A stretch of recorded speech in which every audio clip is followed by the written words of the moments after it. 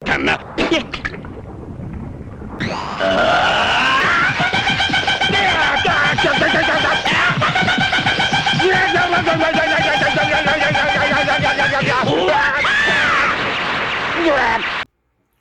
good, everybody? It's your boy back with another reaction video. I'll be reacting to 3 creepy true horror stories that happened on Christmas. Only 3 more days of Christmas.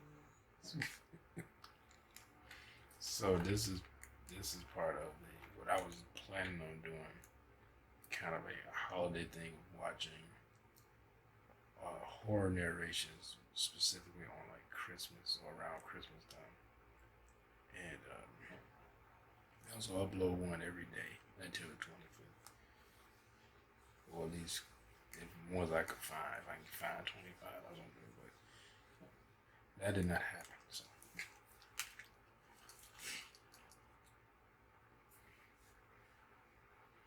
let's see. I hate going around Christmas time. I hate going to malls. I hate going to places. I hate humans. I hate being around humans because they just the worst.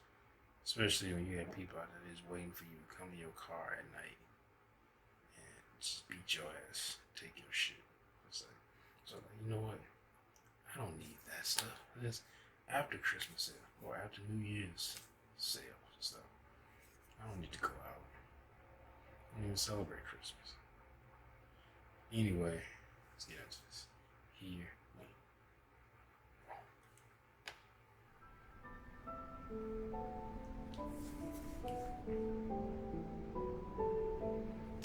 Fuck. Why is this doing this now?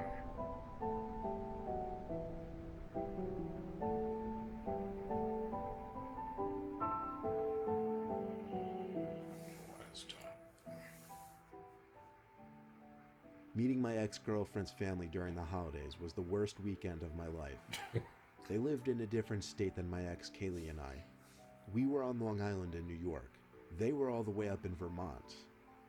Our relationship was still kind of new, but she seemed to think it was serious enough for her parents to invite the two of us up there for Christmas. Yeah, that's pretty serious. Kaylee had a really small family, so apparently it would be just the two of us, her brother, and her parents.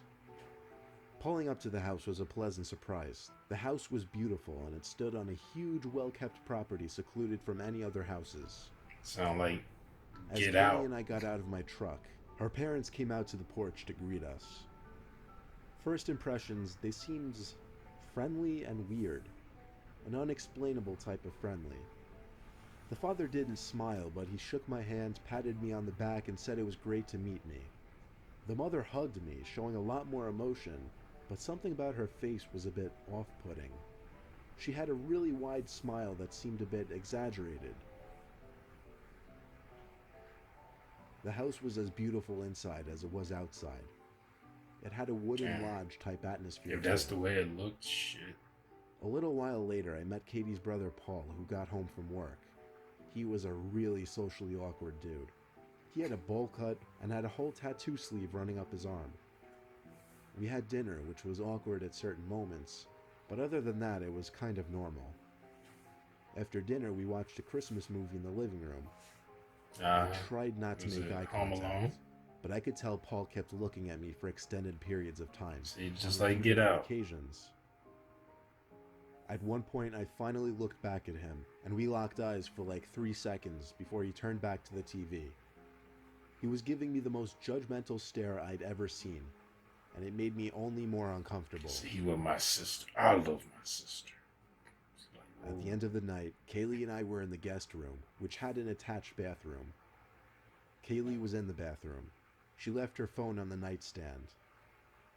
I saw she got a text from her mom, and for some reason, feeling a bit snoopy, I got up to read it. It was not at all what I was expecting. Is he asleep yet? And it changed the whole night completely. We need to skin him. Briefly on the screen, it said, "Text from mom. Do you think he suspects anything yet?" But the message quickly switched to new message. I'm guessing because she had iMessage notifications set to hide once the phone locks. I wanted to read what was said before that, but her phone had a password, unfortunately. I could actually feel my heart pumping now. Sheesh. Kaylee came back into the room. I kind of gave her the cold shoulder because my mind was racing. She seemed to notice. She was texting on her phone for a bit before turning out the lamp and going to sleep. I couldn't sleep though.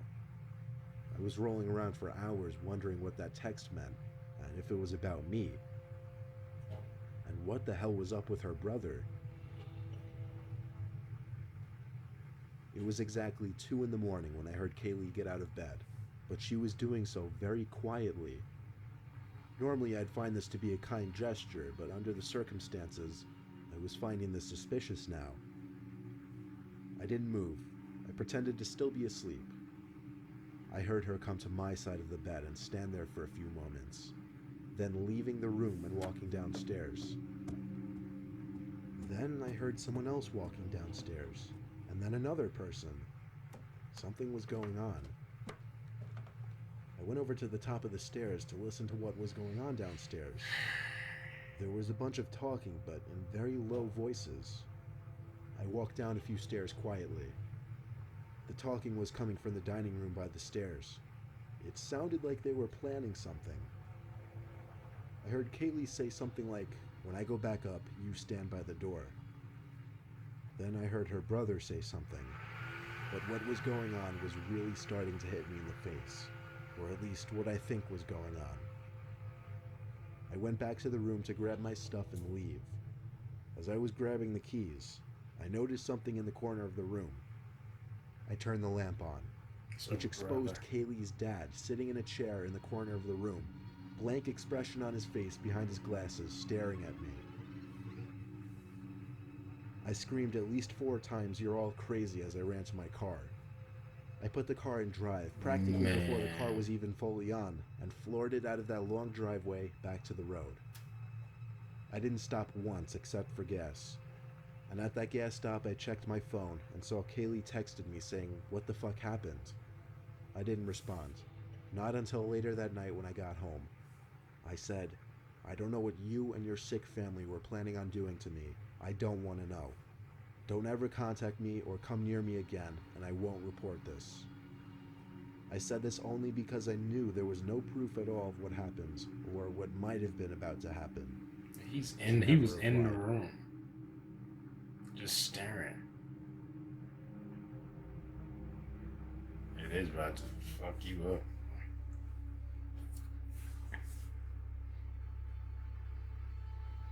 It was Christmas Eve night, 1 in the morning. Sitting in the corner. I was in our den watching TV like, because I always like to stay up extra late on Christmas Eve. To make things more festive and cozy feeling, it was during a snowstorm. I left the window open and the backyard light on just so I could also have the view of the snow in the backyard. I was focused on the TV at the moment, but through my peripheral vision, I thought I could briefly see something in the backyard. I turned to the window, but besides the falling snow, there was nothing going on out there. Still, I got up and went to the window just to be sure. Nothing. I sat back down on the couch, but now I was constantly checking the window to see if anything was outside.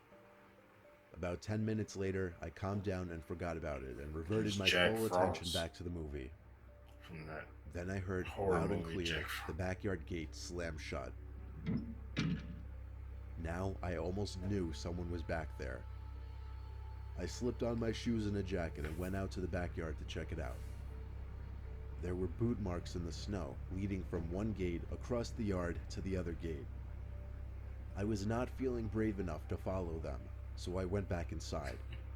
You weren't feeling dumb enough to follow you. As I was taking off my boots and jacket, I saw a track of wet, muddy snow on the den carpet, leading from the office to the hallway that led to the living room. That was also the way to my parents' room. First, I had to go to the office to see how they broke in, so I followed the boot marks to the office without turning on any lights to make my presence known. I was expecting to see one of the windows busted open, but everything was intact. Then I realized the boot marks didn't start in this room. They ended in this room.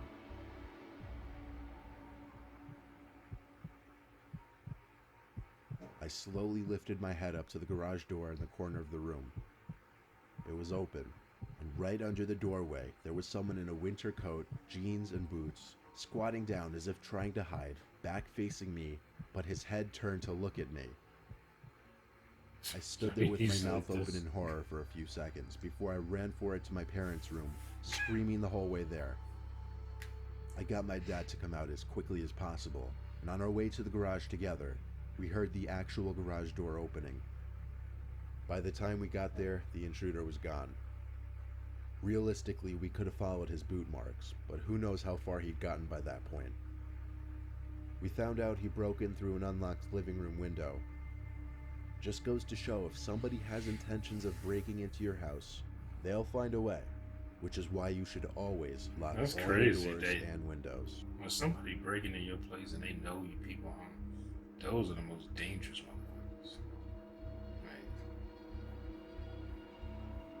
I always feel like people like that plan on killing you. I'm the oldest of 4, and during the events of this story, I was 16, my younger sister was 11, and my 2 younger brothers were 8 and 7. My parents and their group of friends were part of a club that was basically for rich, snobby people. The club always hosted a Christmas party one night in December each year at a big fancy firehouse. Of course, for all the younger kids, like my siblings, somebody would always dress up as Santa Claus and hand out the presents that were left in a sack by a chair, which had a red blanket over it. This year, my dad's best friend Michael was dressing up as Santa. He was sitting at the same table as us, so when the time came for him to leave and get changed into the Santa suit, I saw him get up and walk out the door. There were like 20 young kids there, they never noticed. Everyone was having a good time, chatting and whatnot, kids playing on the floor in the center of the room, when the door to the firehouse opened and bells were heard jingling. All the kids jumped up yelling Santa, and in came Michael in a surprisingly unimpressive Santa costume. It honestly looked like the cheapest thing he could find at Party City. A serious downgrade from last year. The hat and beard were alright, but the costume just seemed cheap. Not the usual costume the club supplied. He chuckled and did his best Santa impression. I had to say, he was doing a really good job of changing his voice, though. I saw a few of my parents' friends whispering to each other. Michael grabbed the bag of gifts and said in his best Santa voice he'd be right back with the presents. He sounded so different, though. He walked out the door with the bag of gifts. Why would he That's take when my the dad bag and a couple of other gifts guys ran after him yelling, "Hey." And I still didn't know what was going on. Not until my mom told me that wasn't Michael. I wanted to feel important, I guess, so I ran outside to the parking lot as well, where I found my dad and 2 other guys standing there, looking around dumbfounded. The man dressed as Santa was gone. The real thing they were concerned about was where Michael was. Michael's car was also missing. I asked them if they were sure that wasn't Michael. They were all positive, though. We tried calling Michael, but his phone was off. We tried his house phone after a while, too, which went to voicemail. We had to send a search party, but we couldn't find him anywhere, though. Eventually, my dad and I returned to the firehouse to pick up my mom and siblings. Just about everyone went home by then. I waited outside. I heard a scream for help in the distance. It came from the woods, deep in the woods. I ran to the tree line to scream back Michael's name. He yelled back help again. It was him. I was too excited to go back for my dad, so I ran into the woods following his screams for help, and I found him, tied to a tree in a bloody mess. Blood was dripping from his forehead down to his face. He looked like he'd been beaten by a blunt object. I cut the little rope with my key, and he struggled to his feet. I walked him back to the parking lot, and he screamed when he saw his car was gone. When Michael left the building planning to get changed into the Santa costume, he was jumped by 3 guys wearing masks, one of whom struck him in the forehead with something metal repeatedly until he was knocked out. Next thing he knew, he woke up tied to a tree in the woods. It's sick to think that 3 or 4 men could have set up a plan like this, involving harming somebody just to steal a bunch of gifts from children, some of them pretty expensive. And to add insult to injury, they stole Michael's $50,000 car. Oh. I felt terrible for him, and I still do. It's not the kind of story that he can just bring up for fun. It's still a painful story to tell, You even for me. know it was rough when he saw his car was going. He screamed. Damn.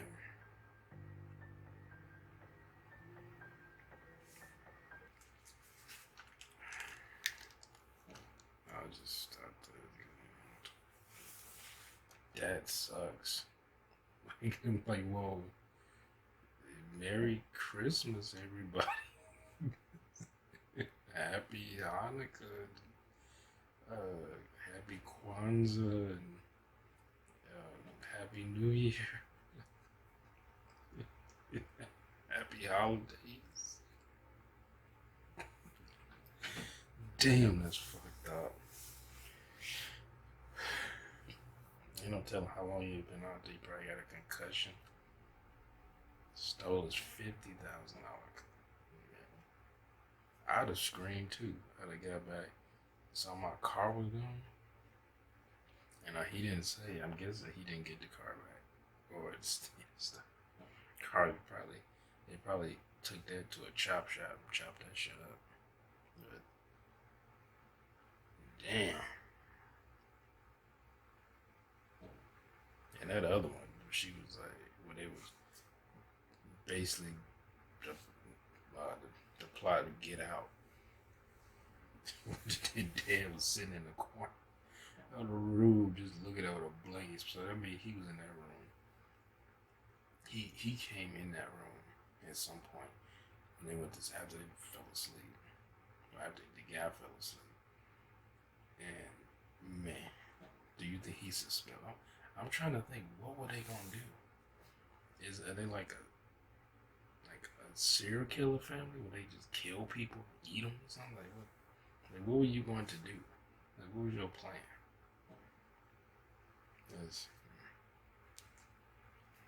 That is disturbing. Anyway, hope y'all enjoyed my reaction. If you did, make sure to hit that thumbs up button down below. Hit the bell to be notified. You want to know when I upload videos. Make sure you subscribe if you're new here. Comment down below. And also post this on your various different social media platforms. And I'll see y'all next time. Peace.